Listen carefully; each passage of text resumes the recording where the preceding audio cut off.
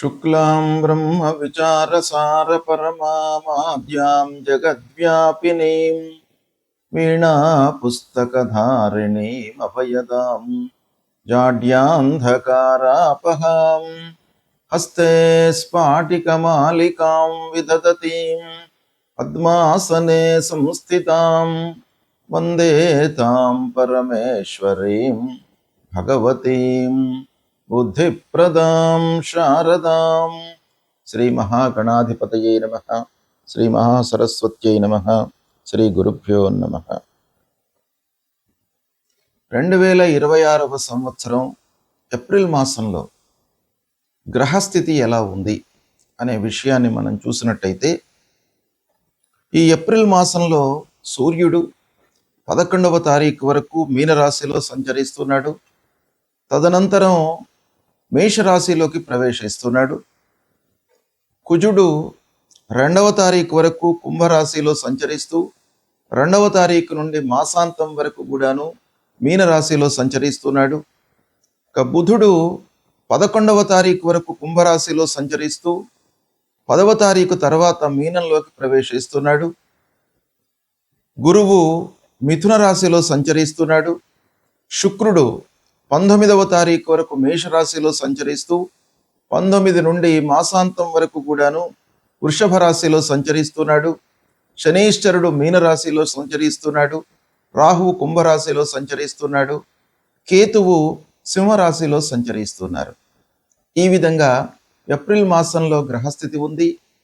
ఈ గ్రహస్థితి ఆధారంగా 12 రాసుల వారికి ఎలాంటి ఫలితాలు, గోచార ఫలితాలు ఎలా ఉన్నాయి అనే విషయాన్ని మనం తెలుసుకుందాం. 2026వ సంవత్సరము ఏప్రిల్ మాసంలో మకర రాశి జాతకులకు గోచార ఫలితాలు ఎలా ఉన్నాయో తెలుసుకుందాం. ఈ మాసంలో మకర రాశి వారికి సూర్యుడు ప్రథమార్థంలో అనుకూలంగా సంచరిస్తున్నాడు. ద్వితీయార్థంలో కొంత ప్రతికూలత ఉంది. కుజుడు అనుకూలంగా ఉన్నాడు. బుధుడు అనుకూలంగా ఉన్నాడు. శుక్రుడు అనుకూలంగా ఉన్నాడు. గురువు, రాహువు, కేతువు ప్రతికూలంగా ఉన్నారు. శనీశ్వరుడి యొక్క సంచారం అనుకూలంగా ఉంది. ఈ విధంగా మకర రాశి వారికి గ్రహస్థితి కొంత అనుకూలంగానే ఓవరాల్గా గోచరిస్తుంది. అయితే కొన్ని సమస్యలు కనబడుతున్నాయి.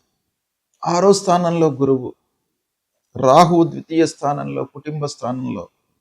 కనుక కుటుంబంలో చిన్న చిన్న సమస్యలు ఎదురయ్యేటువంటి అవకాశాలు ఒక పక్కన కనబడుతున్నాయి. ఆర్థికపరమైనటువంటి ఒత్తిడి, ఖర్చులు పెరిగే అవకాశం కనబడుతుంది. అయితే రాబడి మట్టుకు ఉంటుంది. శని 3వ స్థానంలో ఉన్నాడు. ధైర్యంతో మీరు నిర్ణయాలు తీసుకుంటారు. ఇబ్బంది ఏమీ ఉండదు. ఉద్యోగంలో కొంత మీకు వర్క్ ప్రెషర్ ఉంటుంది. చేసేటువంటి పనిని గుర్తిస్తారు. అయితే ఆ వర్క్ చేయడం లోపల మీరు కొంత టెన్షన్ ఫీల్ అయ్యేటువంటి అవకాశాలు కనబడుతున్నాయి. ఇక వ్యాపారస్తులకు వ్యాపారం బాగానే కొనసాగుతుంది, డబ్బు వస్తుంది. అయితే ఏదో ఒక రకమైనటువంటి ఆటంకాలతో కార్ల యాపన అనేటువంటిది కనబడుతుంది. రావాల్సినటువంటి డబ్బు సంతృప్తిగానే ఉంటుంది. దాంపత్య జీవితము సుఖమయంగానే ఉంటుంది ఓవరాల్గా. అయితే కొన్ని విషయాలలో మట్టుకు జాగ్రత్తలు తీసుకోండి. అనవసరమైనటువంటి చర్చలలోకి వెళ్లకుండా ఉండడం మంచిది. ఆరోగ్యంపై మీరు ద్వితీయార్థంలో అంటే ఈ మాసంలో 14 నుండి కొంత జాగ్రత్తలు తీసుకోండి. ఆరోగ్యం పైన మనస్సు నిలపండి.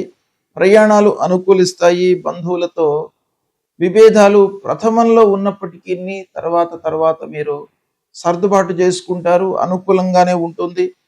పిల్లల విషయంలో చిన్నపాటి ఆందోళనలు కనబడుతున్నాయి.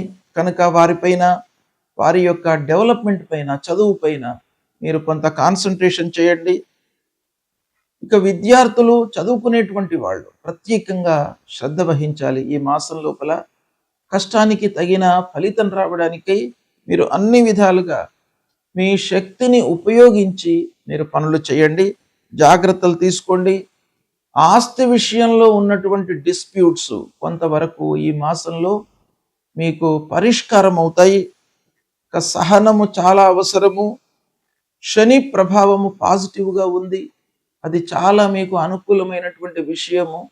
రాస్యాధిపతి అనుకూలంగా గోచార రీత్యా ఉండడము మీకు చాలా విషయాలలో కలిసి వస్తుంది. ఆలోచించి నిర్ణయాలు తీసుకుంటారు, సహనంతో ఉంటారు, ఓపికతో మీరు పనులు చేయడం మూలకంగా సత్ఫలితాలు గోచరిస్తున్నాయి. ఓవరాల్గా చూసినట్టయితే మిశ్రమ ఫలితాలు ఉన్నప్పటికీ కొన్ని విషయాలలో మీకు మంచి ఫలితాలు ఉండే అవకాశం బాగా ఉంది. సద్వినియోగపరచుకోండి. గ్రహస్థితి ప్రతికూలంగా ఉన్నప్పుడు మనము చేయవలసినటువంటి కర్తవ్యాలు ప్రముఖంగా శాస్త్రంలో చెప్పబడి ఉన్నాయి. వాటిని మనము పాటించినట్టయితే ఆ గ్రహాల యొక్క అనుకూలత, అనుగ్రహము లభిస్తుంది. మరి ఏం చేయాలి మనము అని అంటే, ముఖ్యంగా ఆరోగ్యపరమైనటువంటి విషయాలపై సూర్యుడి యొక్క సంచారం ప్రభావాన్ని చూపిస్తుంది కనుక ఆరోగ్యము కొంత ఇబ్బందికరంగా ఉన్నప్పుడు, అనవసరమైనటువంటి ఆలోచనలతో మనము సతమతమవుతున్నప్పుడు సూర్యనారాయణుణ్ణి మనము పూజించడము చాలా ముఖ్యం. అంటే సూర్యుడు నమస్కార ప్రియుడు కనుక మనం చేయవలసింది ఏంటంటే, ప్రతినిత్యం కూడాను ఉదయాన్నే స్నానం చేసి కొద్దిగా ఎండలోకి వచ్చి సూర్యుడికి 12 వారము అని అంటే 12 సార్లు మీరు సూర్యుడికి నమస్కారం చేసుకోండి. సూర్యుడికి నమస్కారం చేస్తూ భూమికి కూడాను నమస్కారం చేయండి. తద్వారా సూర్యనారాయణుడి యొక్క అనుగ్రహము లభిస్తుంది. అప్పుడు మీకు ఆరోగ్య సమస్యలు లేకుండా చూస్తాడు, మిమ్మల్ని కాపాడుతాడు. ఆదిత్య హృదయము పారాయణం చేసుకోండి. ఆదిత్య హృదయం మూలకంగా మీకు శారీరక ఇబ్బందులు లేకుండా మిమ్మల్ని ఆ సూర్యుడు కాపాడుతాడు. మూలమంత్రాన్ని జపించండి. జపా కుసుమ సంకాశం కాశ్యపేయం మహద్యుతిం తమోరిం సర్వపాపఘ్నం ప్రణతోస్మి దివాకరం అనేటువంటి మూలమంత్రాన్ని ప్రతినిత్యం కూడాను చదువుకోండి. ఇక అంగారకుడు, కుజుడు కూడాను ప్రధానమైనటువంటి గ్రహము. తొందరగా మనను రియాక్ట్ చేసేటువంటి గ్రహం. అనవసరమైనటువంటి విషయాల లోపల కూడాను మనను ఇన్వాల్వ్ చేసి ఆ పనులలో మనను నిమగ్నమయ్యి అనవసరమైనటువంటి ఇబ్బందులను మనకు కలిగించేటువంటి గ్రహము కుజుడు. ప్రతికూలంగా ఉన్నప్పుడు మీరు సుబ్రహ్మణ్య స్వామి దేవాలయానికి వెళ్ళడము, సుబ్రహ్మణ్యాష్టకము చదువుకోవడము. ఇక కుజుడికి సంబంధించినటువంటి మూల మంత్రం ధరణి గర్భ సంభూతం విద్యుత్కాంచన సన్నిభం కుమారం శక్తిహస్తంచ మంగళం ప్రణమామ్యహం అనేటువంటి ఈ మంత్రాన్ని ప్రతినిత్యం కూడాను చదువుకోండి. అంగారకుడు మీకు అనుగ్రహించి అనుకూలమైనటువంటి ఫలితాలను ఇస్తాడు. ఇక బుధుడు వ్యాపారము, మన బుద్ధి, ఆలోచన, సరి అయినటువంటి నిర్ణయాలు తీసుకోవడం పైన బుధుడి యొక్క అనుకూలత చాలా అవసరం. కనుక ఆ బుధుణ్ణి అనుగ్రహము కొరకై విష్ణుమూర్తిని స్మరించండి. విష్ణు సహస్రనామ పారాయణం చేసుకోండి ప్రతినిత్యం కూడాను. ఇకపోతే గురువు ప్రధానమైనటువంటి గ్రహము. గురు ప్రతికూలంగా ఉన్నప్పుడు సద్గురువులను సందర్శించుకోండి. దక్షిణామూర్తి స్తోత్ర పారాయణాన్ని చేయండి. దత్తాత్రేయ స్వామి దేవాలయానికి వెళ్ళండి. దేవానాంచ ఋషీణాంచ గురుం కాంచన సన్నిభం వందనీయం త్రిలోకానాం తం నమామి బృహస్పతిం అనేటువంటి మూల మంత్రాన్ని ప్రతినిత్యం కూడాను చదువుకోండి. ఆ గురువు యొక్క అనుగ్రహము మీకు లభిస్తుంది. అదేవిధంగా శుక్రుడు మనకు అన్ని విధాలుగా సంతోషాన్ని కలిగించేటువంటి గ్రహం. కాబట్టి ఆ శుక్రుడి యొక్క అనుగ్రహం కొరకు మీరు ఏం చేయాలి? మహాలక్ష్మి అష్టకాన్ని ప్రతినిత్యం కూడాను చదువుకోండి. తద్వారా శుక్రుడి యొక్క అనుగ్రహం లభిస్తుంది. శని ప్రతికూలంగా ఉన్నప్పుడు హనుమాన్ చాలీసా పారాయణం చేసుకోండి. ఆంజనేయ స్వామి దేవాలయానికి వెళ్ళండి.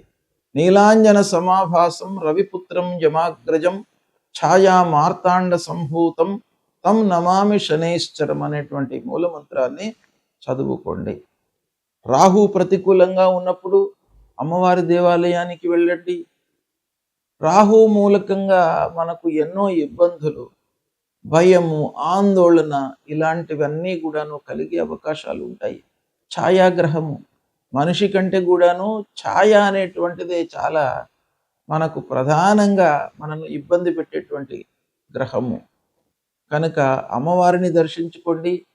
అర్ధకాయం మహావీర్యం చంద్రాదిత్య విమర్దనం సింహికా గర్భ సంభూతం తం రాహుం ప్రణమామ్యహం అనేటువంటి మంత్రాన్ని ప్రతినిత్యం చదువుకోండి. ఇక కేతువు మీకు ప్రతి విషయం లోపల కూడాను ఒక విరక్తి భావనను కలిగించేటువంటి గ్రహము. ప్రతికూలంగా ఉన్నప్పుడు తప్పకుండా మీ లోపల వైరాగ్యాన్ని ఇస్తాడు. అంటే ఆ పని పైన మీకు అశ్రద్ధను కలిగిస్తాడు. శ్రద్ధ అనేటువంటిదే చాలా ముఖ్యమైనటువంటిది. ఇంట్రెస్ట్ ఉంటే మనకు మార్గాలు ఉంటాయి. కాబట్టి ఆ కేతువును మీరు అనుకూలం చేసుకోవడానికై గణపతిని స్మరించండి. గణపతి దేవాలయానికి వెళ్ళండి. ఫలాశ పుష్ప సంకాశం తారకాగ్రహమస్తకం రౌద్రం రుద్రాత్మకం ఘోరం తం కేతుం ప్రణమామ్యహం అనేటువంటి మూల మంత్రాన్ని జపించండి. మీకు తప్పకుండా ఈ గ్రహాలకు సంబంధించినటువంటి దుష్ప్రభావము దూరమవుతుంది. ఆ భగవంతుడి యొక్క అనుగ్రహం లభిస్తుంది. భగవంతుణ్ణి నమ్ముకోండి.